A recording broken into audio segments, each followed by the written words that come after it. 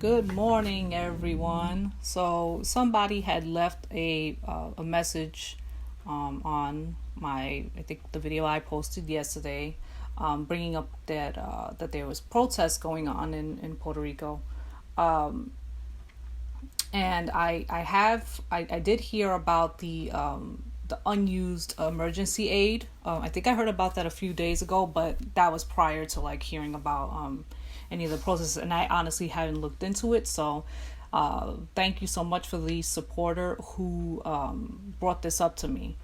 So, this is what I found. So, Puerto Ricans protest in anger over unused emergency aid.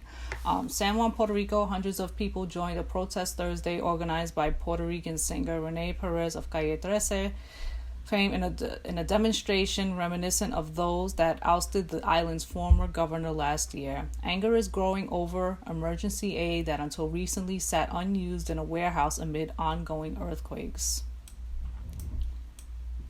Protests gathered under the heavy rain at the governor's mansion as they waved flags and banged on pots demanding the ouster of Governor Wanda Vasquez. "This is not the end, it's just the beginning," one of the protest organizers yelled to a cheering crowd, which had marched to the mansion from the Capitol building. By late Thursday, police fired tear gas at a small group of protesters and ordered them to leave the area. A handful of protesters responded by setting a small barricade on fire and breaking nearby windows. The newest protest unleashed debate about whether Puerto Ricans should try to oust Vasquez as the U.S. territory struggles to recover from a recent 6.4 magnitude earthquake that killed one person and damaged hundreds of homes in the island's southern region. Officials are still awaiting millions of dollars in federal funds for Hurricane Maria, a Category 4 storm that hit in September 2017. "We've had enough," said 82-year-old Iris Guardiola as she waved a tiny Puerto Rican flag. "People are tired of the abuse, of the lack of humanity. I am here helping those who cannot be here." One former protester leader, Ray Charlie, who jumped to fame after leading hundreds of motorcycle riders in a demonstration last summer, said he will not participate in the most recent one. "A massive demonstration like the one last year would cause great damage. Damage I think would be irreparable," he said.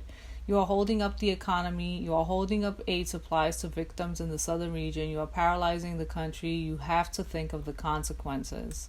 Charlie and other critics over the recent protests argue that the most effective strategy is to vote in the upcoming general elections in November, in which Vasquez is seeking a second term as governor. But first, she will face Pedro Pierluisi, a veteran politician who served as the island's representative in Congress in the primary of their pro-statehood party.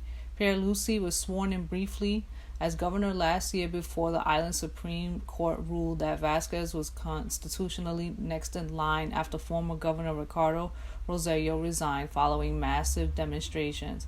Vasquez has only briefly addressed the recent protests, warning of people who want to talk about negative issues. "We cannot allow groups with other interests to divert our attention," she told reporters on Wednesday. "We're in a moment of helping people in the South, not of creating controversy." Vasquez came under fire on Saturday after an online blogger posted a live feed of a warehouse in the southern coastal city of Ponce filled with water, cots, baby food, and other supplies dating from Hurricane Maria, and that was what I actually heard about the other day.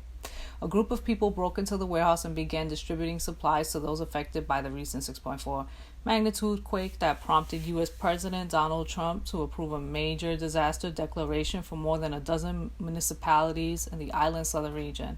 More than 4,500 people remain in shelters. The governor fired the director of Puerto Rico's Emergency Management Agency shortly after the incident, as well as the secretaries of the Department of Housing and Family, as she blamed them in part for not distributing the aid. The Puerto Rican singer Perez said people should not wait until the general elections to express their discontent. "We're not going to wait till November because the politicians in this country are not going to wait till November to steal." That's right. "They're going to steal starting now," he said. Perez was joined by Chicago Cubs shortstop Javier Baez and St. Louis Cardinals catcher Yadier Molina. Concerns over alleged corruption and mismanagement have delayed federal funds to Puerto Rico and led U.S. officials to impose new restrictions as the island struggles to emerge from a 13-year recession. Carmen Velasquez, a 71-year-old retiree, says she doubts the protests will accomplish what they did last year, but I can't remain sitting at home. The lies and cheating are still going on.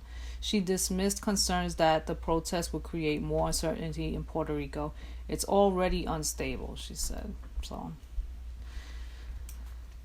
there you have it, guys. That's what's going on. So things clearly are not that good over there. As I always say, we only hear half of the truth, some of the truth. So there's always one side, the other side, and then there's the actual truth. So, and we don't live on the island to really know the full story. So, but it sounds like there's a lot of turmoil going on still, and it sounds like it's not getting any better. All right, guys, I hope that you enjoyed this video, and I guess I will see you all in the next one. Bye.